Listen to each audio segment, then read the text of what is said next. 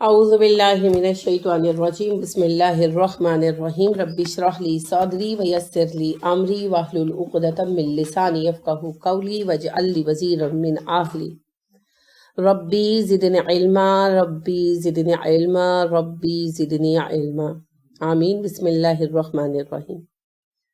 سورہ توبہ آیت نمبر 60۔ انما بلا شک و شبہ الصدقات صدقات ہے، للفقراء فقراء کے لیے، فے قاف رے فقر سے ہے یہ، والمساکین اور مساکین کے لیے، واؤ نے مساکینوں کو مساکینی کیا، واؤ حرف جر اور المساکینی اس میں مجرور، اور والمساکینی مرکب جاری، الفقراء کو بھی لام زیر لی نے فقرائی کیا، وہی سیم صورتحال ہے۔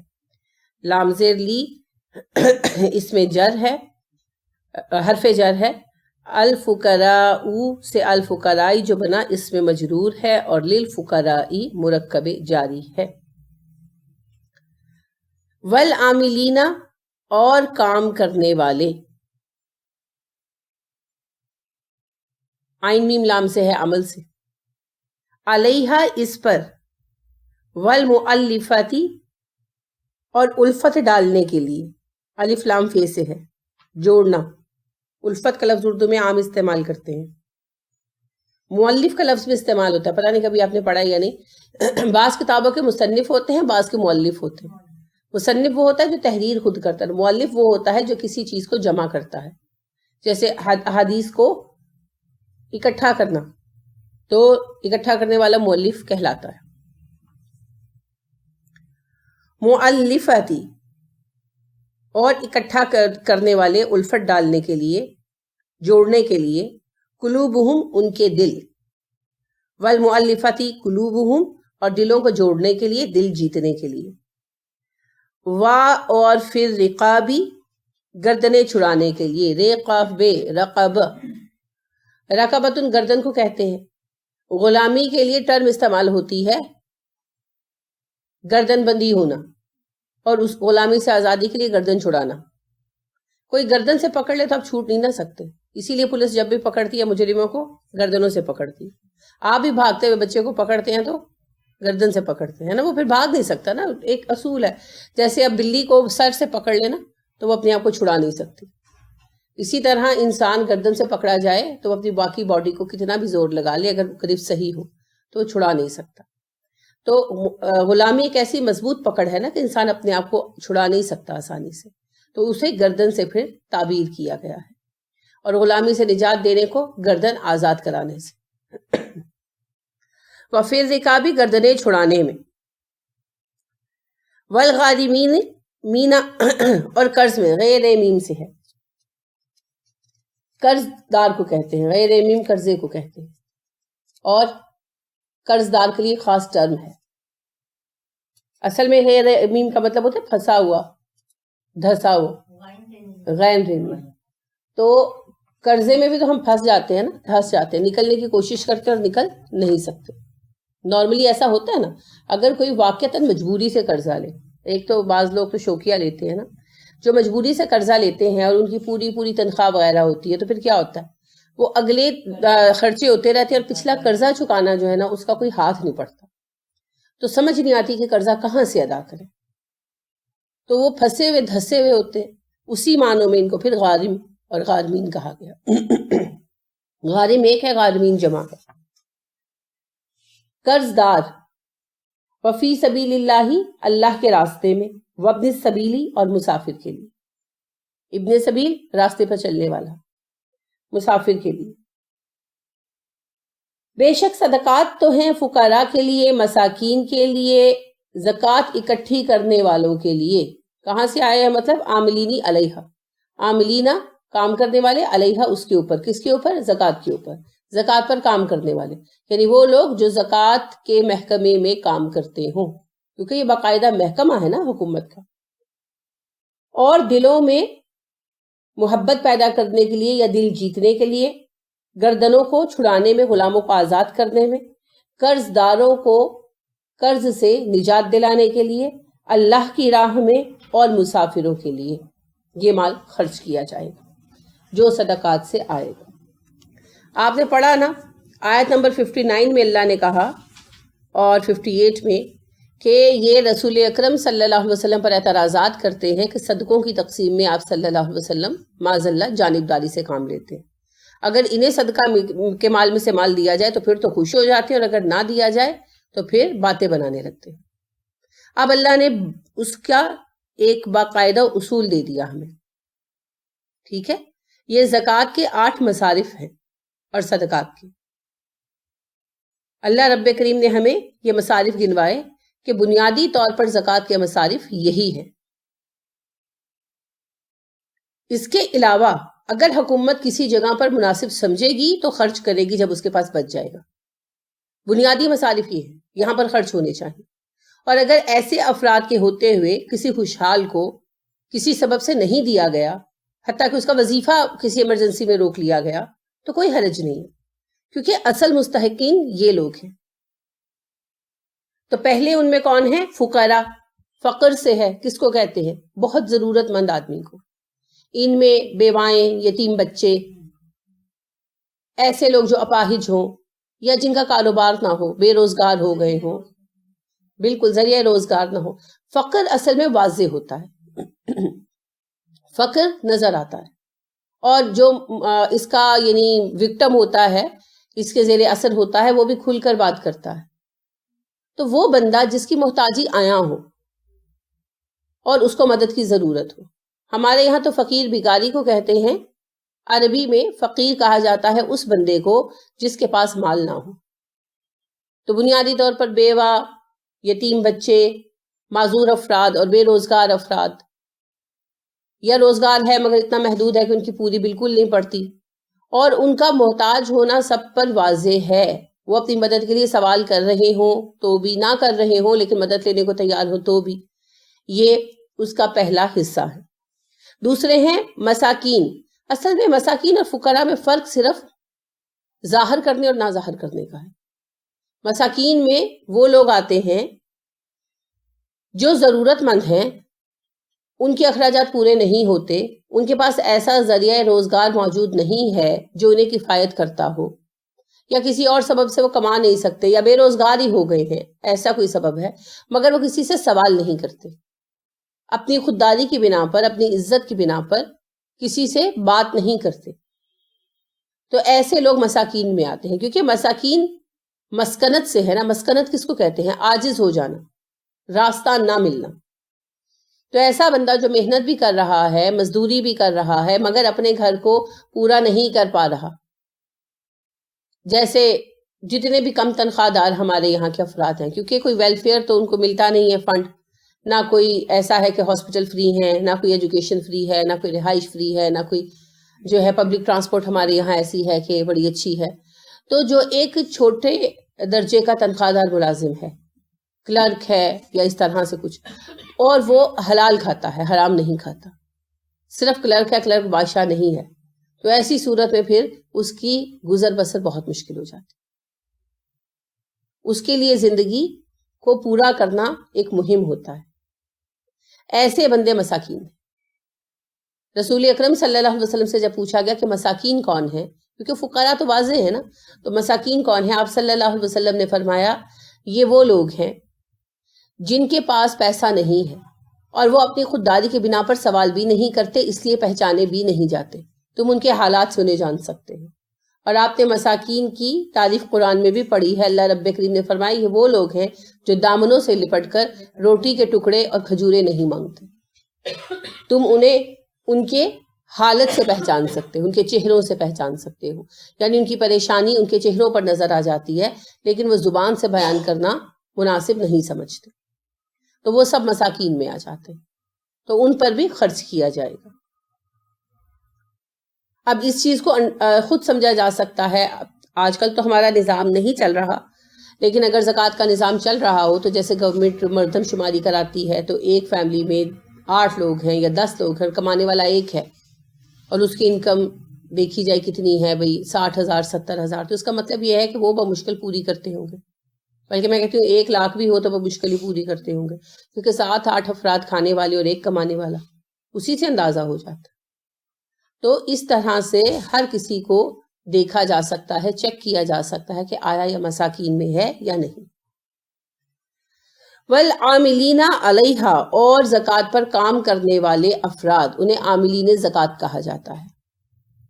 کون ہیں یہ لوگ؟ جو زکوٰۃ اکٹھی کرتے ہیں یا زکوٰۃ کے حساب کتاب رکھتے ہیں۔ پورا دفتر ہوگا نا، یہ پورا محکمہ ہوگا، تو اس میں ہر طرح کے لوگ چاہیے، وہ بھی جو جا کر زکوٰۃ اکٹھی کریں۔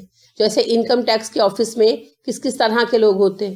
جو انکم ٹیکس اکٹھے کرتے ہیں، جو انکم ٹیکس کا حساب رکھتے ہیں، اسے مختلف محکموں کی طرف بھیجتے ہیں، تو وہ سارے ہی افراد یہاں بھی ہوں گے، کیونکہ یہ بھی ایک قسم کا انکم ٹیکس کی ایک شکل ہے جو اسلام نے ایک خاص قسم کی رقم کے بعد جاری کی ہے، نصاب کے بعد جاری کی ہے۔ تو زکوٰۃ اکٹھی کرنے والے، زکوٰۃ کا حساب کتاب رکھنے والے، اسے سنبھالنے والے، اسے تقسیم کرنے کے ذمہ دار افراد، جتنے بھی زکوٰۃ کے محکمے کے ساتھ جڑے ہوئے ہیں، ان کی تنخواہ اسی مال میں سے دی جائے گی، چاہے وہ خوشحال ہی کیوں نہ ہو، کیونکہ انہیں صدقہ نہیں دیا جا رہا، ان کے کام کی اجرت دی جا رہی، تو انہیں اسی میں سے دیا جائے گا۔ ٹھیک ہے۔ والمؤلفۃ قلوبہم، اور وہ جن کے دلوں کو جوڑنے کے لیے رقم خرچ کی جائے، جن کے دل جیتنا مقصود ہو۔ یہ کون لوگ ہیں؟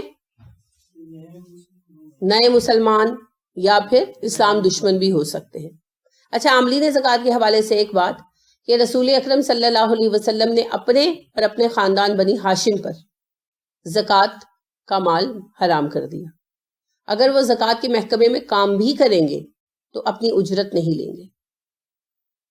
آپ صلی اللہ علیہ وسلم نے اپنی زندگی میں یہ رول اسٹیبلش کر دیا کہ اگر بنی ہاشم میں سے کوئی کام بھی کرتا ہے زکوٰۃ کے محکمے میں تو فی سبیل اللہ کرتا ہے، ٹٹ سوک کے، ورنہ مت کرے۔ ٹھیک ہے۔ یہ تو اکثر لوگوں کو پتا ہی ہے کہ بنی ہاشم پر زکوٰۃ حلال نہیں ہے، اگر وہ کام کریں تو بطور اجرت بھی حلال نہیں۔ ٹھیک ہے۔ ہاں، بعض علماء نے کہا کہ بنی ہاشم کی زکوٰۃ بنی ہاشم لے سکتے ہیں، مگر یہ ان کی ذاتی رائے ہے، اس کے پیچھے دلیل کوئی نہیں۔ رسول اللہ صلی اللہ علیہ وسلم نے کبھی ایسا نہیں کہا، تو اسی لیے چند علماء کے سوا اکثریت نے اس بات کو تسلیم نہیں کی، اور میں بھی یہی سمجھتی ہوں کہ اگر ایسا ہوتا تو رسول اللہ صلی اللہ علیہ وسلم واضح کر دیتے کہ آپ لوگوں پر زکوٰۃ منع ہے سوائے ان کے جو بنی ہاشم سے ہی ہو۔ جیسے بنی ہاشم میں بڑے صاحب مقدرت لوگ بھی تھے، عباس تھے اور جعفر وغیرہ تھے، تو ان لوگوں کی زکوٰۃ تو نکلتی تھی نا، تو ان لوگوں کی زکوٰۃ جو بنی ہاشم کے ہی مساکین تھے ان کو دے دی جاتی، مگر آپ نے ایسا کچھ نہیں کہا، کبھی نہیں کہا۔ تو اس لیے میرے خیال میں اس رائے کی اہمیت نہیں ہے، اور اکثر علماء نے بھی اس بات کو تسلیم نہیں کیا۔ ٹھیک ہے۔ اب ایشیا میں ہیں جو سید بن کے بیٹھے ہوئے ہیں تو ان کو زکوٰۃ نہیں ملے گی۔ اگر اس اصول پر اگر آپ کھڑے ہو جائیں گے نا تو آپ دیکھیں گے کہ آدھے سے زیادہ لوگ سید بننا چھوڑ دیں گے۔ بالکل اکثریت نہیں بنے گی، جہاں زیادہ تر لوگ جو سید بنے بیٹھے نا، فراڈ بنے بیٹھے ہیں۔ پچھلے دنوں ہی ایک بہن جو ہے وہ مجھے پوچھ رہی تھی کہ اس طرح ہماری نیبر ہیں، وہ کہتی ہے میں سید ہوں، اور وہ زکوٰۃ مانگ رہی تھی، صدقات مانگ رہی تھی۔ تو میں نے ان سے کہا کہ ان کو بتا دیں کہ سیدوں پر صدقات اور زکوٰۃ تو حرام ہے۔ تو انہوں نے پھر ان کی اسی طرح ان سے بات کی، تو آگے سے کافی انہوں نے بحث کی کہ نہیں یوں ہے وہ ہیں، ہم تو محتاج ہیں، ہم تو یہ ہیں۔ اگر آپ سادات کے گھرانے سے ہیں، ویسے سادات تو خیر کوئی لفظ نہیں ہے، ہمارے یہاں یوز ہوتا ہے، اگر آپ بنی ہاشم کے گھرانے سے ہیں تو آپ کتنے بھی محتاج ہوں، صدقات اور زکوٰۃ دونوں ہی حرام نہیں دیے جا سکتے۔ ٹھیک ہے۔ اور جہاں نہیں دیے جا سکتے وہاں دینے والے کا کبھی قبول نہیں ہوگا، اور لینے والے کے لیے تو حرام ہے ہی۔ تو جب اس چیز پر سختی سے عمل کریں گے نا تو پھر دیکھیں آدھے سے زیادہ لوگ جو سید ہونے کے دعوے دار ہیں وہ پلٹ جائیں گے، کیونکہ وہ حقیقتاً سید نہیں ہیں، وہ ایم ہی بن جاتے ہیں۔ جن کو اپنی کاسٹ سے اطمینان نہیں نہ ہوتا تو وہ پھر سید صاحب، قریشی صاحب، فاروقی صاحب، کیونکہ یہ کوئی کاسٹ تو ہے ہی نہیں، اس طرح کے نام اپنے ساتھ لگا لیتے ہیں معزز کہلوانے کے لیے، حالانکہ عزت تو صرف تقویٰ میں ہے۔ یہ سب بیکار کی بات ہے۔ یہ خاندان، یہ نسب، یہ تو پہچان کے لیے نہیں، زکوٰۃ دیں گے ہر بنی ہاشم۔ دیکھیے پتہ ہے کیا، اللہ رب کریم نے ہر جگہ پر جو حکمران بنے یا جو سردار بنے ان پر ذمہ داری زیادہ ڈالی ہے، رسول اکرم صلی اللہ علیہ وسلم کا خاندان قیامت تک بنی ہاشم جو ہے اس کا ہر بندہ جو صاحب نصاب ہوگا زکوٰۃ لازمن دے گا اور زکوٰۃ اور صدقات میں سے کوئی پیسہ نہیں لے گا. یہ اللہ نے رتبہ دیا تو ذمہ داری بھی ڈال دی. لیکن آپ بالکل صحیح کہہ رہے ہیں کہ یہاں جو لوگ سید کہلواتے ہیں وہ اپنے آپ کو شیعہ کلیم کر کے حضرت علی کی اولاد سے کلیم کر کے اپنے لیے زکوٰۃ سے بری ہونے کا جو ہے وہ ڈرامہ کرتے ہیں، مگر یہ سب اللہ کی کتاب کے ساتھ کھیل ہے. نہیں، کوئی بھی نہیں، کوئی بھی نہیں ہے. اصل مسئلہ یہ ہے کہ سرکاری سطح پر قبول کیا جاتا ہے نا. تو مؤلفاتی قلوبہم دلوں کو جیتنے کے لیے، دلوں کو جوڑنے کے لیے دو طرح کے لوگ ہیں اس میں. ایک وہ مسلمان جو نو مسلم ہو اور ڈر ہو کہ مالی آزمائش کی بنا پر وہ دین سے ہٹ جائیں گے. جیسے مہاجرین جب آئے تو سب کچھ چھوڑ کر آئے، تو مال کی آزمائش تھی نا ان پر. اب ان کو سخت آزمائشوں کا سامنا کرنا پڑا، مگر وہ بڑے اولو العزم لوگ تھے، دین پر بہت ثابت قدمی تھی انہیں. لیکن اگر کوئی ایسا بندہ مسلمان ہو جس میں ویسا عقیدہ، ویسی استقامت نہیں ہے اور اسے اس کے گھر والے مال سے محروم کر دے، لگ رہا ہو کہ مال کی محرومی کے سبب سے ہی دین سے پھر سکتا ہے، تو اسے دین پر جمائے رکھنے کے لیے مال خرچ کرنا تالیف قلب کہلاتا ہے. اور رسول اکرم صلی اللہ علیہ وسلم نے اپنی زندگی میں بہت سارے لوگوں پر اس طرح مال خرچ کیا. ٹھیک ہے، اس کی ایک مثال آپ کو پتا ہے، غزوہ حنین کا آنے والا مال تھا. کس پر خرچ کیا تھا؟ اہل مکہ پر. اہل مکہ جو نئے نئے مسلمان ہوئے تھے اور ان میں سے کئی مسلمان نہیں بھی تھے، لیکن آپ صلی اللہ علیہ وسلم نے سارا کا سارا حنین کا مال مکہ والوں میں بانٹ دیا تھا، بغیر اس تمیز کے کہ مسلمان ہوئے یا نہیں. مسلمان ہوئے تو استقامت آئے گی، نہیں ہوئے تو ہو سکتا ہے اسی وجہ سے ہو جائے. اور اگر مسلمان نہیں ہوتے تو کم از کم احسان کی وجہ سے دشمنی تو نہیں کریں گے، ہے نا. تو دشمنی سے بچنے کے لیے کافروں کی تالیف قلب کے لیے بھی مال دیا جا سکتا ہے. جیسے ایک سے زیادہ دشمن ہو تو کسی ایک آدھ دشمن پر احسان کر کے، اسے پیسہ دے کر، اس کی ضرورت پوری کر کے اسے دوست بنا لیا جائے. ہو سکتا ہے ایسا. کوئی آپ کا دشمن ہو، اللہ نہ کرے، لیکن فرض کریں آپ کی خاندانی دشمنی ہے، آپ چاہتے ہیں بھئی جان چھوٹے، کوئی بات نہیں بن رہی، آپ کو پتہ چلتا ہے کہ آپ کا فلاں جو خاندانی دشمن ہے اس کے بچے کو کینسر ہو گیا اور علاج کے لیے اس کو اتنے پیسے چاہیے، وہ ہاتھ پیر مارے، آپ کے پاس پیسہ ہے، آپ جا کر پیسہ دے دیتے، تو دشمنی ختم ہو جائے گی نا. بس یہی بات ہے. اگر وہ دل سے آپ سے محبت نہیں بھی کرے گا، احسان مند تو رہے گا. تو یہ تالیف قلب کے ذرائع ہیں. دو راستے ہیں. ایک وہ بندہ جو نیا نیا مسلمان ہو یا مسلمان ہونا چاہتا ہو اور وہ مالی تنگی سے گھبرا رہا ہو، اس میں استقامت نہ ہو، تو اس پر مال خرچ کرنا کہ وہ جھکائے اسلام کی طرف. اور دوسرا وہ بندہ جو اسلام کا دشمن ہے اور ہم چاہتے ہیں کہ ہمارے دشمن کم ہو جائیں، ہم ایسی سچویشن میں گھرے ہوئے ہیں، تو ان کو پیسے دینا. جیسے رسول اکرم صلی اللہ علیہ وسلم نے کہا تھا بنو غطفان والوں کے لیے خندق کے موقع پر 6000 لوگ بنو غطفان والے لائے تھے، ہے نا. تو آپ صلی اللہ علیہ وسلم نے کہا صحابہ سے کہ اگر تم لوگ مناسب سمجھو تو ہم ان کے ساتھ 1/3 مال پر معاہدہ کر لیتے ہیں کہ اس سال فصل کا 1/3 ہم تمہیں دیں گے، تم لوگ واپس چلے جاؤ. تو حضرت سعد رضی اللہ عنہ نے کہا کہ اللہ کے نبی صلی اللہ علیہ وسلم یہ اللہ کا حکم ہے یا آپ ہمارے خیال سے کہہ رہے ہیں؟ آپ نے فرمایا نہیں، میں تو تمہارے خیال سے کہہ رہا ہوں. تو انہوں نے کہا کہ ہم نے حالت کفر میں انہیں ایک کھجور کا ٹکڑا نہیں دیا سوائے اس کے کہ انہوں نے خریدا ہو یا ہم نے میزبانی کی ہو. تو اب ہم اسلام کی حالت میں انہیں اس طرح ٹیکس دیں گے؟ سوال ہی پیدا نہیں ہوتا، جو ہوگا دیکھا جائے گا. تو آپ نے فرمایا کہ تم نے صحیح کہا، یعنی کہ آپ صلی اللہ علیہ وسلم کو یہ فکر تھی کہ مہینہ بھر ہو گیا، پھر بنو قریظہ کی وجہ سے ٹینشن تھی، تو آپ نے یہ رستہ سوچا. لیکن صحابہ نے جب خود استقامت دکھائی تو آپ نے اس بات کو پسند کیا.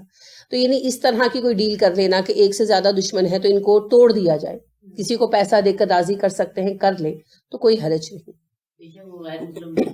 غیر مسلم ہی تھے نا بنو غطفان. دشمنوں میں دشمنی کو کم کرنا، ٹھیک ہے، یہ بھی تو ضروری ہے نا، کیونکہ ہمیں سروائیو کرنا ہے افرادی حیثیت سے بھی اور اجتماعی حیثیت سے بھی.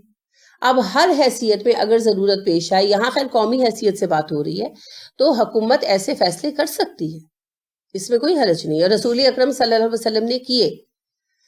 یہاں پر اب ایک رائے امام ابو حنیفہ علیہ رحمہ کی ہے. وہ کہتے ہیں کہ تالیف قلب کا مد اب ختم ہو چکا ہے. وہ رسول اکرم صلی اللہ علیہ وسلم کے عہد میں تھا جب کمزوری تھی. انہیں پتہ نہیں تھا کمزوری پلٹ کر آئے گی. خیر پتہ تو تھا، میں مذاقاً کہہ رہی ہوں، لیکن ان کا جو زمانہ تھا ابو حنیفہ کا، وہ تو اسلام کی پیک کا زمانہ تھا نا، اس لیے انہوں نے کہا. لیکن بہرحال بات یہ ہے کہ یہ ایک مستقل مد ہے، یہ ختم نہیں ہوتی. وہ دلیل جو لاتے ہیں وہ ایک واقعے سے لاتے ہیں. ابو بکر صدیق رضی اللہ عنہ کے زمانے میں اقرا بن حابس اور عیینہ بن حصن جو ہیں وہ ابو بکر صدیق رضی اللہ عنہ کے پاس آئے اور زمین کے ایک ٹکڑے کے بارے میں کہا کہ یہ ہمیں دے دیں. تو ابو بکر صدیق رضی اللہ عنہ نے انہیں دے دیا، انہوں نے اس کا سٹیمپ یعنی لکھوا لیا. تو بعد میں جا کر انہوں نے کچھ دوسرے صحابہ سے بھی سگنیچر کروانا چاہے کہ بھئی ذرا بات پکی ہو جائے، تو بعد میں اگر کبھی کوئی کیس ہو کچھ ہو تو بات صحیح چلے، تو فراڈ وغیرہ کی بات نہ ہو. تو ایک دو اور صحابہ نے بھی سگنیچرز کیے. پھر یہ عمر کے پاس گئے تو عمر سے کہا. عمر رضی اللہ عنہ نے وہ پڑھا اور انہوں نے اسے پھاڑ دیا ان کے سامنے اور کہنے لگے کہ رسول اللہ صلی اللہ علیہ وسلم تم لوگوں کو تالیف قلب کے لیے دیا کرتے تھے، یہ بات درست ہے، مگر اب اسلام اس مجبوری کے دور میں نہیں رہا، ہمیں تم جیسے لوگوں کی ضرورت نہیں ہے. ویسے حضرت عیینہ بن حصن اور اقرا بن حابس صحابہ میں سے ہیں. حضرت عمر نے انہیں غصے میں یہ بات کہی کہ ہمیں تم جیسے لوگوں کی ضرورت نہیں ہے، کہ اگر تم مال کی وجہ سے چمٹے ہوئے ہو اسلام سے تو ہمیں تمہاری ضرورت نہیں ہے. تو اس بات کو جا کر انہوں نے حضرت ابو بکر صدیق رضی اللہ عنہ سے بیان کیا، اور بلکہ یہ بھی کہا اقرا بن حابس نے کہ حاکم آپ ہیں یا عمر ہیں. تو ابو بکر صدیق رضی اللہ عنہ نے کہا کہ عمر کو اللہ نے فہم زیادہ عطا کیا ہے فرقان کا نا، اور صحابہ میں سے بھی کسی نے ان کی بات پر کان نہیں دھرا. تو اس وجہ سے پھر وہ مسلمان جن کو رسول اللہ صلی اللہ علیہ وسلم تالیف قلب کے لیے رقمیں دیا کرتے تھے، ابو بکر صدیق رضی اللہ عنہ کے زمانے میں اور عمر کے زمانے میں وہ رقمیں ختم کر دی گئی. ویسے سب کے وظیفے مقرر کر دیے گئے مقام و مرتبے کے اعتبار سے، مگر وہ جو تالیف قلب والا سلسلہ تھا وہ روک دیا گیا. اس بنا پر امام ابو حنیفہ علیہ رحمہ یہ رائے رکھتے ہیں کہ تالیف قلب کا سلسلہ ختم ہو گیا. میرے خیال میں زیادہ درست بات یہ ہے کہ یہ حالات پر منحصر ہے. اگر حالات میں کمزوری ہے، خطرناک ہے، تو پھر اپنے لوگوں کو جوڑے رکھنے کے لیے مال خرچ کرنے میں کوئی حرج نہیں ہے، کیونکہ رسول اللہ صلی اللہ علیہ وسلم نے ساری عمر مال خرچ کیا ایسے لوگوں پر، ساری عمر کیا. اور اگر حالات ایسے ہیں کہ مسلم معاشرہ اتنا مضبوط ہے کہ جن لوگوں کے دلوں میں کمزوری ہے وہ مسلم معاشرے میں رہ کر اپنے آپ کو درست کر لیں گے اور مسلم معاشرے کے اثر کے تحت ان کے اندر کی کمزوریاں خود بخود دور ہو جائیں گی، تو پھر اس میں حاکم کو اختیار ہے کہ انہیں نہ دے. لیکن مستقل طور پر اس مد کو ختم کوئی بھی چیز نہیں کر سکتی، کیونکہ یہ قرآن کی مد ہے نا، اس کو کسی بھی چیز سے مستقل طور پر ختم نہیں کیا جا سکتا. ہاں یہ ضرور ہے کہ اپنے اپنے زمانے کے حالات کے مطابق امیر المسلمین جو ہے وہ فیصلہ کر سکتے ہیں کہ کیا کرنا چاہیے کیا نہیں کرنا چاہیے. اسی بارے میں امام شافعی یہ کہتے ہیں کہ مسلمانوں کی تالیف قلب کے لیے پیسہ خرچ کیا جائے گا اور کفار کے لیے نہیں. تو اس بات کی بھی کوئی ہمیں دلیل نہیں ملتی، کیونکہ رسول اللہ صلی اللہ علیہ وسلم نے اکثر مواقع پر کافروں کو بھی مال سے نوازا، صرف اس لیے کہ ان کی دشمنی کم ہو اور وہ مسلمانوں کے ساتھ جڑ جائیں. ایسا ہوتا بھی رہا. تو اس بات کی کوئی دلیل نہیں ملتی، اس بات کا کوئی جواز نہیں ہے. دوسری بات امام شافعی یہ کہتے ہیں کہ تالیف قلب پر حکومت کے دوسرے ذرائع سے جمع ہونے والا مال خرچ کیا جائے گا، لیکن زکوٰۃ کا مال خرچ نہیں کیا جائے گا، اس لیے کہ رسول اللہ صلی اللہ علیہ وسلم تالیف قلب کے لیے جب مال خرچ کرتے تھے تو وہ عموماً دوسرے ذرائعوں سے ہوا کرتا تھا. تو اس کا یہ سبب نہیں ہے. زکوٰۃ سے بھی آپ صلی اللہ علیہ وسلم تالیف قلب کے لیے مسلمانوں کو دیا کرتے تھے، لیکن اکثر مواقع پر ایسا ہوا کہ دوسرا مال آ گیا. جیسے آپ صلی اللہ علیہ وسلم فتح مکہ کے بعد مکہ والوں کو مال دینا چاہتے تھے، آپ کے دل میں یہ بات تھی، تو پھر غزوہ حنین کا مال آ گیا تو آپ نے وہ تقسیم کر دی. تو زکوٰۃ کے مال میں سے بھی کئی مسلمانوں کے آپ نے تالیف قلب کے لیے حصے بنائے اور دی. تو یہ حکومت کی مرضی ہے. زکوٰۃ کا مال حکومت کا ایک ذریعہ انکم ہے، اس ذریعہ آمدن سے حکومت تالیف قلب پر بالکل خرچ کرے گی. اور یہ جو صدقات ہیں، صدقات کا لفظ زکوٰۃ اور نفلی صدقات دونوں ہی پر لاگو ہوتا ہے، اور یہ خاص طور پر زکوٰۃ ہی کے احکامات آ رہے ہیں. ٹھیک ہے، زکوٰۃ اور نفلی صدقات دونوں کہاں خرچ کرے گی حکومت، یہ اسی کی مدات ہیں. تو کوئی وجہ نہیں ہے کہ ہم زکوٰۃ سے مستثنا کر دیں تالیف قلب کے مد کو. ٹھیک ہے. تو آج کے زمانے میں جب ہم پھر اتنے خطروں میں گھرے ہوئے ہیں، تو کسی پچھڑے ہوئے گروہ کو واپس لانے کے لیے، جیسے آپ دیکھیں بلوچستان میں ایک قسم کی خانہ جنگی ہے، تو وہاں اصل میں کیا ہونا چاہیے، ان پر مال خرچ کیا جائے، انہیں سہولتیں دی جائیں، کیونکہ وہ ہمارے ہی لوگ ہیں. خطے کے اعتبار سے بھی اور مذہب کے اعتبار سے بھی. اور یہ بھی سچ ہے کہ وہاں کے وڈیروں کی وجہ سے وہ لوگ دوسری باقی ساری قوم سے بہت پیچھے رہ گئے. انہیں ہمیشہ دبایا گیا ہے. حالانکہ آپ کو پتا ہے ہمارے 2 بڑے ذرائع نمک اور سوئی گیس، تو اس میں سے سوئی گیس جو ہے وہ بلوچستان سے، جو گیس ہے وہ بلوچستان سے نکلتی ہے. سوئی تو خیر علاقے کا نام ہے. تو گیس جو ہے وہ وہاں سے نکلتی ہے. مگر اس سے کیا ان کی زندگی کو کوئی فرق پڑا؟ کوئی فرق نہیں پڑا. وہ لوگ آج بھی خط غربت سے نیچے کی زندگی بسر کر رہے ہیں.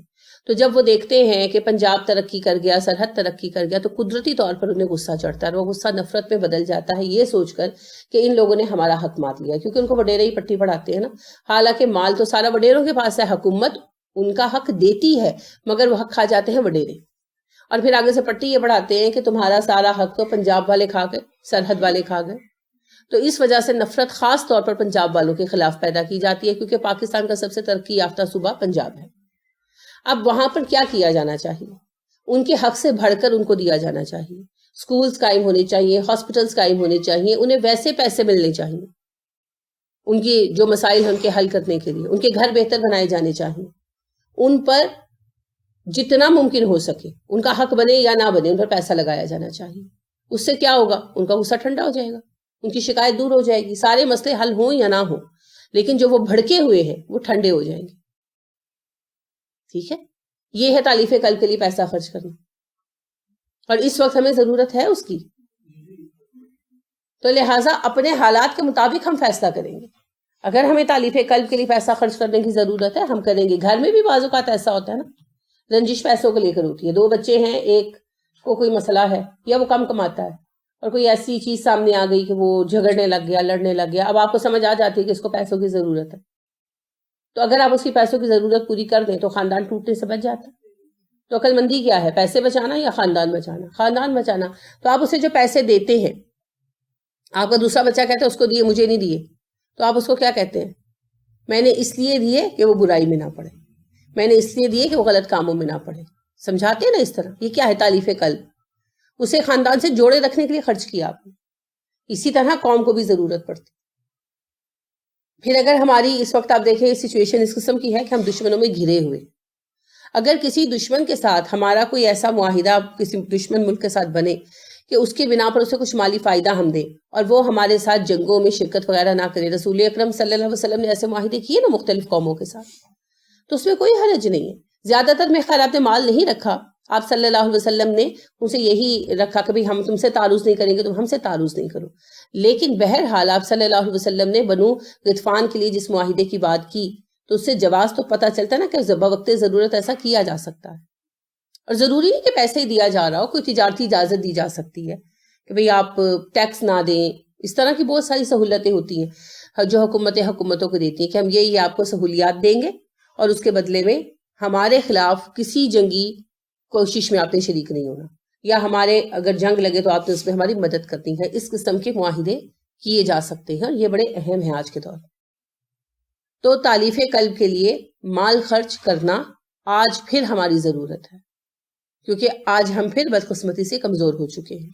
تو حالات کے مطابق مسلمانوں کے سردار امیر المسلمین جو ہیں وہ خود فیصلہ کر دیں گے کہ کیا کرنا ہے، کس کو مال دینا ہے. بہرحال یہ مت کبھی بھی ختم نہیں ہو سکتی. وفر رقابی اور گردنیں چھڑانے میں، یعنی غلاموں کی مکاتبت میں پیسے خرچ کرنے میں. مکاتبت یاد ہے نا کیا ہوتا ہے؟ مکاتبت ہوتا ہے، مکاتب غلام اس بندے کو کہتے ہیں جو اپنے آقا کے ساتھ معاہدہ کرے کہ آپ مجھے کتنے میں سیل کریں گے، میری آزادی کتنے میں دیں گے. وہ کہہ دی 2 لاکھ میں، تو وہ کہے اچھا مجھے آپ 1 سال کے لیے مہلت دیں، میں 1 سال میں آپ کو 2 لاکھ روپیہ ادا کر دوں گا. ٹھیک ہے. مکاتبت کتابت سے مکاتبت، اور ایسے غلام کو مکاتب غلام کہا جاتا ہے. تو ایسے مکاتب غلام کی مدد کرنا بہت ہی زیادہ ضروری ہے، حتیٰ کہ آقا خود بھی کر سکتا ہے. پتہ کیسے؟ 2 لاکھ پر بات ڈن ہوئی، اب وہ کہے اچھا چلو 1 لاکھ میں نے تمہیں دیا اپنی طرف سے، 1 لاکھ تم مجھے دے دینا. تو آقا اپنی طرف سے بھی حصہ ڈال سکتا ہے اور اس کا بہت اجر ہے. بڑے بڑے اہم صدقات جو ہے نا ان میں سے ایک جو ہے یہ غلامی سے کسی کو آزاد کرانا ہے. دوسری صورت یہ ہے کہ غلام خرید کر آزاد کر دیے جائیں. حکومت کے پاس فنڈز جب ضرورت سے زیادہ ہوں وہ غلاموں کو خریدے اور آزاد کر دے. البتہ بعض فقہا نے یہ کہا کہ ایسا کرنا درست نہیں ہے، مگر اکثر فقہا نے کہا کہ نہیں، حکومت ایسا بھی کر سکتی ہے، لیکن مکاتبت تو اس کی لازمن شکل ہے. والغارمین، اور قرض داروں کے لیے. قرض دار چاہے صاحب حیثیت ہی کیوں نہ ہو، اگر وہ اپنا قرضہ نہیں چکا پا رہا تو اس کے قرضے میں مدد کی جا سکتی ہے. یہ نہیں کہا جائے گا کہ یہ امیر ہے تو ہم اس کی مدد کیوں کریں. ٹھیک ہے، بعض اوقات ہوتا ہے نا، کوئی صاحب حیثیت ہے، گھر اپنا ہے اور اس نے قرضہ لیا، اور ہم کہتے ہیں بھی اس کا تو گھر اپنا ہے، نوکری بھی ہے، مگر اس نے بیوی کے یا بچے کے علاج کے لیے قرضہ لیا یا اور کسی ایسے کام کے لیے، کاروبار کے لیے لیا، کاروبار ڈوب گیا. اب نوکری سے جو پیسے آ رہے ہیں اس سے گھر ہی چل رہا ہے، وہ قرضہ نہیں اتار پا رہا یا بہت سلولی اتار پا رہا ہے، تو ایسے بندے کی مدد کے لیے قرضہ اتارنے کے لیے پیسے دیے جا سکتے. ٹھیک ہے، اور ہر قرض دار کی مدد کے لیے دیے جا سکتے ہیں. البتہ فقہا نے یہ ضرور کہا کہ اگر کوئی شخص اپنی بدعمالیوں کی وجہ سے، یعنی شراب جوئے کی لت کی وجہ سے قرض دار ہو جائے تو اس کی مدد تب تک نہ کرو جب تک وہ توبہ نہ کر لے. بعض فقہا نے کہا. بعض کہتے ہیں نہیں، ہر کسی کی مدد کرو، اس لیے کہ ہو سکتا ہے تمہارا حسن سلوک اسے دین کی طرف واپس لے. یہ فقہا کی ذاتی رائے ہے، قرآن نے کوئی، آپ دیکھ رہے ہیں، اس کے بارے میں مت دے دی، نہ اس کے بارے میں کوئی صحیح حدیث ہے. البتہ بعض فقہا کی یہ رائے ہے اور وہ اس پہ اصرار کرتے ہیں کہ جو اپنی بدعمالیوں کی وجہ سے قرض دار ہوا، جب تک توبہ نہ کر لے تب تک اس کی مدد نہ کی جائے. مگر اکثر فقہا کا یہ کہنا ہے کہ نہیں، مدد کرو، ہو سکتا ہے تمہاری مدد ہی اسے سیدھے راستے پر لے آئے. وفی سبیل اللہ، اور اللہ کی راہ میں. کیا ہے اللہ کی راہ میں؟ جہاد. جہاد میں کیا ہے؟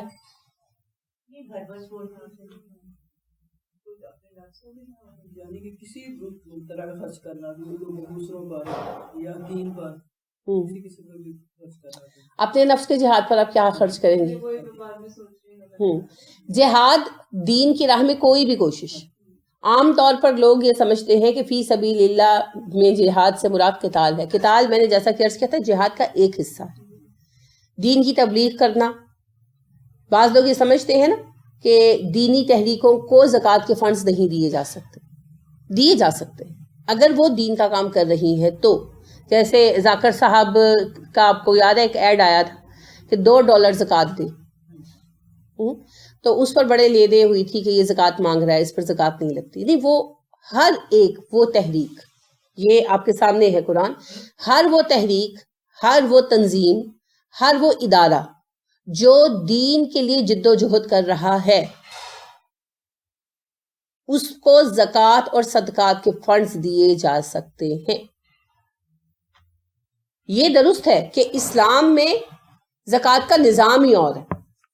اسلام میں تو زکوٰۃ اکٹھی کرتی ہے حکومت، پھر حکومت فیصلہ کرتی ہے کہ کس کو کتنا دیا جائے گا. اداروں کو بھی پھر حکومت دیتی ہے. نفلی صدقات تو بعض اوقات ہم خود دے سکتے ہیں، ہمیں حق ہے، لیکن زکوٰۃ تو ہم لازماً اپنی گورنمنٹ کو پے کرتے ہیں، اور گورنمنٹ پھر سارا کچھ اکٹھا کرتی ہے. پھر ضروری کاموں کے بعد پھر اداروں وغیرہ کو وہ خود یعنی چیک کرے گی نا کہ کس ادارے نے کتنی آؤٹ پٹ دی ہے. خالی یہ تو نہیں پیسے لیے گئے بیٹھے گئے. کون سا ادارہ صحیح کام بھی کر رہا ہے، کون سا نہیں کر رہا، کیونکہ وہ بھی تو پیسے لے رہے ہیں نا، ایک مقصد کے لیے کام کر رہے ہیں. مقصد ہے دین کا کام. ٹھیک ہے، لوگ اس سے اثر کتنا لیتے ہیں یہ ذمہ داری ادارے کی نہیں، مگر ادارے نے کام کتنا کر کے دیا ہے یہ تو دیکھا جائے گا نا.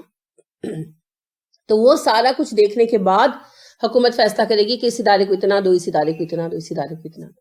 اب ہمارے یہاں بدقسمتی سے زکوٰۃ کا اجتماعی نظام نہیں چل رہا، اس وجہ سے ہم مجبور ہیں کہ اپنی زکوٰۃ خود محفوظ ہاتھوں میں دیں. تو پھر اس میں ہم کسی بھی ایسے ادارے کو جس کے متعلق ہمیں یقین ہے کہ وہ صحیح بنیادوں پر دین کا کام کر رہا ہے اپنی زکوٰۃ دے سکتے ہیں. اس میں کوئی پابندی نہیں. قتال اس کی ایک شکل ہے. جہاد میں سبھی کچھ آ جاتا ہے، پڑھانا، سکھانا، تبلیغ کرنا. اور ایسے لوگ چونکہ اپنا پورا ٹائم باز لگاتے ہیں تو پھر ان لوگوں کو بھی پیسے دیے جائیں گے، ان کی تنخواہیں وغیرہ زکوٰۃ کے مال میں سے دینا، اس میں کوئی عیب نہیں ہے. اسی لیے عمر فاروق رضی اللہ عنہ نے اسی مال زکوٰۃ میں سے جو تھے مؤذن، امام، قرآن پڑھانے والے قاری، بچوں کو، ان سب کی جو ہے تنخواہیں مقرر کر دی تھی. مسجد کے خادم، کیونکہ وہ لوگ اپنا سارا ٹائم اگر مسجد کو دے رہے ہیں، اپنے کام کو دے رہے ہیں، تو وہ اپنے لیے کمائیں گے کب؟ تو کھانا تو ان کو بھی چاہیے. تو اسی لیے جتنے بھی افراد کام کرتے ہیں تبلیغ کا، فل ٹائم کرتے ہیں اور اپنے لیے ارن نہیں کر سکتے، ان سارے لوگوں کو زکوٰۃ کے فنڈ میں سے ان کی تنخواہیں وغیرہ دی جائیں گی. اس میں کوئی حرج نہیں ہے. تو ایسے اداروں کو زکوٰۃ دی جا سکتی ہے، ایسے افراد کو بھی دی جا سکتی ہے. یعنی ایسے افراد اگر انڈیویجول کام کر رہے ہیں اور ہمیں پتہ ہے کہ وہ صاحب دن رات پڑھاتے رہتے ہیں اور اپنا گھر نہیں چلا سکتے، تو ان کو بھی زکوٰۃ دی جا سکتی ہے اور صدقات بھی دیے جا سکتے ہیں. اس پہ کوئی پابندی نہیں ہے. یہ باقاعدہ اس کی 7ویں مد ہے. ٹھیک ہے. یہ جو ہمارے تو یہاں پہ ہاسپٹل اور اس قسم کے ادارے مانگتے ہیں، ان کو بھی صحیح ہے. ویسے تو ہر ایک ایسی جگہ کو دیا جا سکتا ہے جہاں ضرورت مندوں کو ہو.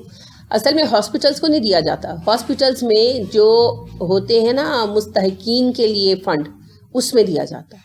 ٹھیک ہے. اسی طرح مسجد کو زکوٰۃ نہیں لگتی. مسجد میں جو بچے پڑھ رہے ہوتے ہیں نا، ان کے لیے زکوٰۃ فنڈ دیا جاتا ہے. اب پتہ نہیں مسجد والے الگ کرتے ہیں یا نہیں. تو یہ الہدا والوں نے آپ دیکھیں کہ الگ الگ لگائے ہوئے نا، مدرسہ اور مسجد، کیونکہ مسجد کے لیے زکوٰۃ اور صدقات کے فنڈز نہیں لگتے. اس کے لیے تو ہم ویسے مسجد میں حصہ ڈالنے کے لیے مجھے مسجد کا اجر ملے پیسے ڈالتے خاص اپنی رقم سے. جو زکوٰۃ ہے وہ صرف مدرسہ پہ لگ سکتی ہے، کیونکہ مدرسہ کے جو عالم ہیں وہ اللہ کی راہ میں پڑھا رہے ہیں تو ان کی تنخواہوں پر لگایا جا سکتا ہے. اور جو بچے وہاں رہتے ہیں وہ مستحق بھی ہیں اور اللہ کی راہ میں نکلے ہوئے ہیں، تو ان کو کھلایا پلایا بھی جا سکتا ہے. ٹھیک ہے. اسی طرح ہاسپٹلس کا کوئی حق نہیں ہے. البتہ ہاسپٹلس میں اگر فری علاج ہوتا ہے، جیسے شوکت خانم میں ہوتا ہے، اور بھی یہ شالیمار میں انہوں نے ایک باقاعدہ علیحدہ حصہ بنایا ہوا ہے، اور وہاں آپ جا کر بتاتے ہیں، وہ اسی فنڈ میں لیتے ہیں کہ کوئی جتنے بھی پیشنٹ وہاں آتے ہیں ریگولر، تو وہ 50 روپے کی پرچی کے اوپر ان کا پورا چیک اپ وغیرہ سب کچھ کرتے ہیں. ان ڈاکٹرز کا جن کی 2-2 ہزار کی پرائیویٹ پرچی بن رہی ہے، تو وہ پھر سارا ڈاکٹرز کا خرچہ اور سارا وہ جو خرچہ ہے وہ زکوٰۃ فنڈ میں سے نکالتے ہیں. تو ان مدات میں ہوتا ہے. اسی طرح گھرکی آپ کو پتہ ہے ٹرسٹ ہاسپٹل ہے، تو وہاں پر بھی آپ دیکھتے ہیں کہ سارا کام جو ہے نا فری ہوتا ہے. ریگولر آپ پرچی بنوائیں، سب کچھ فری کرتے ہیں، ڈاکٹر مفت میں ہی چیک کرتے ہیں، اور شام کے ٹائم وہ پرائیویٹ اپنا کلینک کھولتے ہیں، اس سے وہ اپنی انکم کماتے ہیں.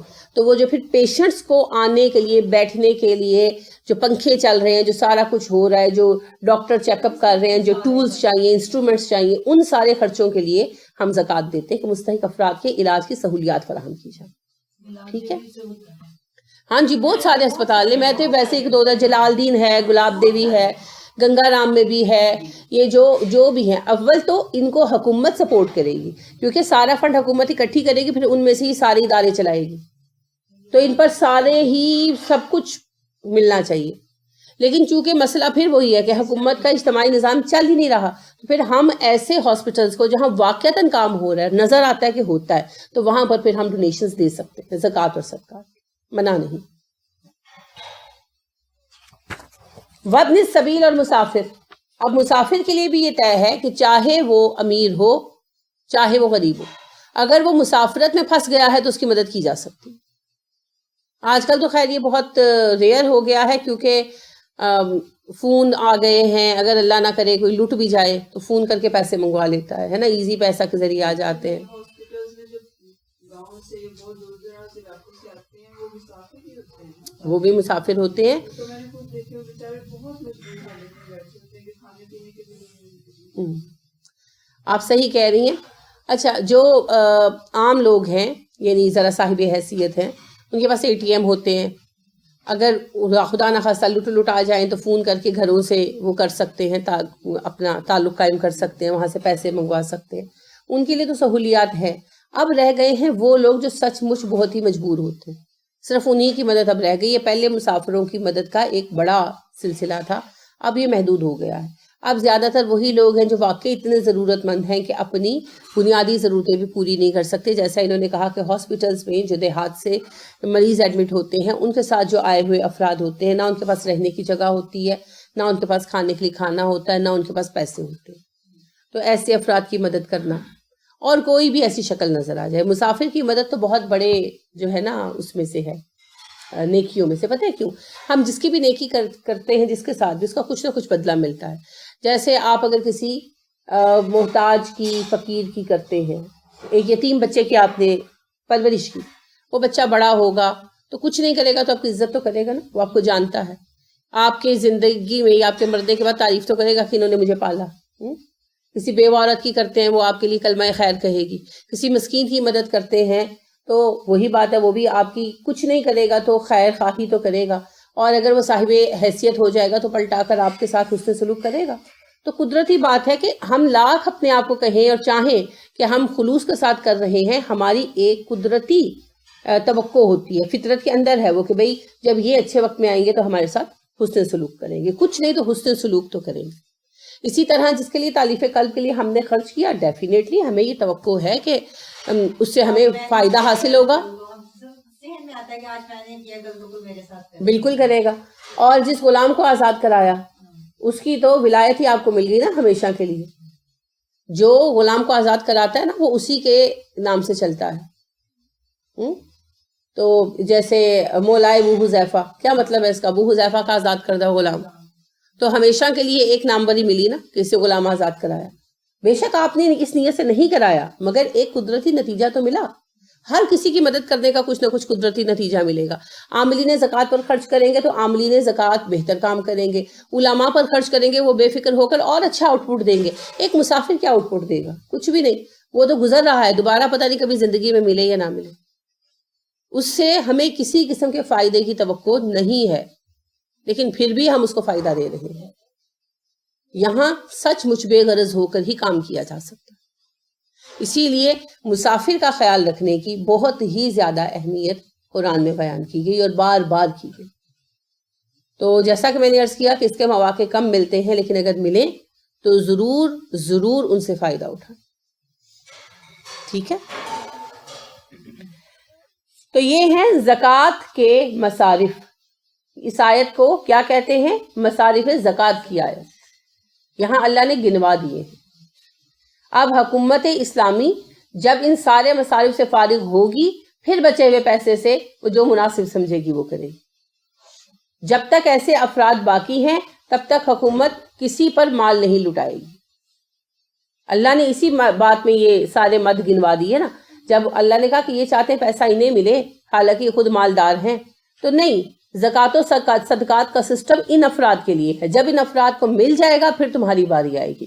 اور اگر زکوٰۃ و صدقات کا نظام جاری کر دیا جائے تو بہت جلد پیسہ اس طرح بچ جائے گا. لہٰذا ہم دیکھتے ہیں کہ عمر فاروق رضی اللہ عنہ کی حکومت کے دوسرے سال میں ہی سب کے وظائف مقرر کر دیے گئے. تیسرے سال میں پورے بلاد اسلامیہ میں کوئی ایسا بندہ نہیں تھا جس کا وظیفہ نہ رکھا گیا. پیدا ہوتے ہی بچے کا وظیفہ، ہر بوڑھے کا وظیفہ، ہر بیوہ کا وظیفہ، سب کے وظائف وغیرہ مقرر کر دیے گئے تھے اور تنخواہیں بھی مقرر کر دی گئی تھی. ان سارے اخراجات کے باوجود پانچویں سال میں حکومت کے عمر فاروق رضی اللہ عنہ نے میٹنگ بلوائی تھی کہ ہمارے پاس ایکسٹرا مال پڑا رہتا ہے بیت المال میں جو ہماری اخراجات سے ایکسٹرا ہے، تو اس کو کہاں لگایا جائے، کیونکہ مسلمانوں کا مال بیکار پڑا ہوا. تو پھر قرضوں کی جو ہے نا وہ شروع ہوئے تھے طریقے کے.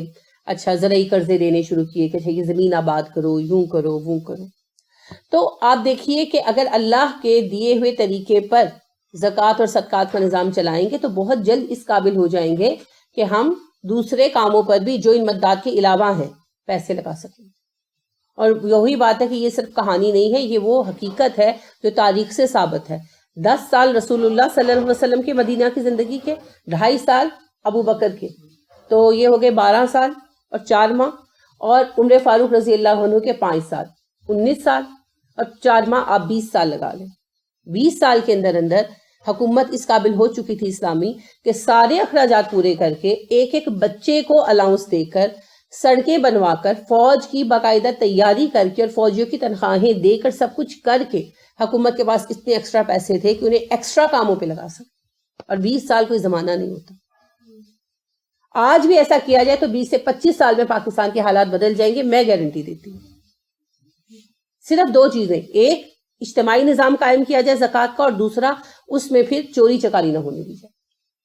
بس پھر آپ دیکھیں کسی ٹیکس کی ضرورت نہیں رہے گی. یہ جو خون نچوڑا جا رہا ہے اس کی ضرورت ہی نہیں رہے گی. یہ جو مہنگائی, اسلامک طور سے کوئی سینٹرلائز ہو تو نہیں ہے, میری زکات بھی آئی ہے. دیکھیں اسلامی نظام پورا نافذ کیا جائے بہت اعلیٰ بات ہے, لیکن چلیں ابھی وہ ممکن نہیں ہے تو کچھ اہم چیزیں تو کی جا سکتی ہیں نا. جیسے ٹیررزم کا خطرہ بہت زیادہ ہے تو ٹیررزم کی وہ سزا نافذ کر دی جائے جو اسلام نے دی ہے. جیسے اب 350 افراد جو ٹیررسٹ تھے ان کی سزائے موت کا اعلان کر دیا گیا. میں کہتی ہوں سزائے موت کیوں, ان کو کروسیفائی کیا جائے نا, سلیبوں پر لٹکایا جائے جو اسلام نے یہ سزا دی ہے. پھر دیکھو کیسا ان لوگوں کے دلوں پر ڈر بیٹھتا. کچھ سوچ کر ہی اللہ کریم نے یہ سزائیں رکھی ہیں, اور تو کسی چیز کے لیے اللہ نے نہیں کہا. بلکہ رسول اکرم صلی اللہ علیہ وسلم نے فرمایا قاتل کو راحت پہنچاؤ, کہ جب اس کو قتل کرنے لگو تو اس کو آسان سے آسان موت دو. لیکن ٹیررسٹ کے بارے میں یہ نہیں کہا, اللہ کریم نے کہا نہیں اس کو کروسیفائی کرو, اس کو الٹا پیر سیدھا ایک طرف کا ہاتھ ایک طرف کا پاؤں کاٹ کے اس کو سولی چڑھا دو, تڑپ تڑپ کے مرتے رہو, تاکہ کسی کی جرت نہ ہو ایسا کرنے. تو آج ہم جانتے ہیں نا کہ ٹیررزم کیا گول کھلاتا ہے. ہم تو بھگت رہے ہیں, ابھی تک بھگت رہے اس وجہ سے. اسی طرح ٹھیک ہے ہم پورا نظام نہیں لا پا رہے, بہت سارے مسائل ہیں, میں مانتی ہوں بہت سارے مسائل ہیں. زکوٰۃ کا نظام تو قائم کرے, کسی کو اس پہ اعتراض نہیں ہوگا, کیونکہ زکوٰۃ لوگ دیتے بھی ہیں, زیادہ تر لوگ زکوٰۃ دیتے ہیں. اور زکوٰۃ کا نظام جب چلے گا تو لوگوں کو مہنگائی سے نجات ملے گی, کیونکہ آئے دن ٹیکس بڑھانا پڑتا ہے, حکومت کے اخراجات پورے نہیں ہو رہے, حکومت کیا کرے, وہ ٹیکس بڑھاتی ہے, ٹیکس بڑھتا ہے تو ادھر قیمتیں بڑھ جاتی ہیں اور لوگوں کی انکم وہیں پر ہے. مہنگائی بڑھ رہی ہے, محتاجی بڑھ رہی ہے, بے روزگاری بڑھ رہی ہے, ہر چیز سے نجات ملے گی, کسی کو اعتراض نہیں ہوگا. اور اگر کوئی تھوڑا بہت اعتراض کرے گا بھی تو جس وقت فوائد دیکھے گا تو خود ہی باز آ جائے گا.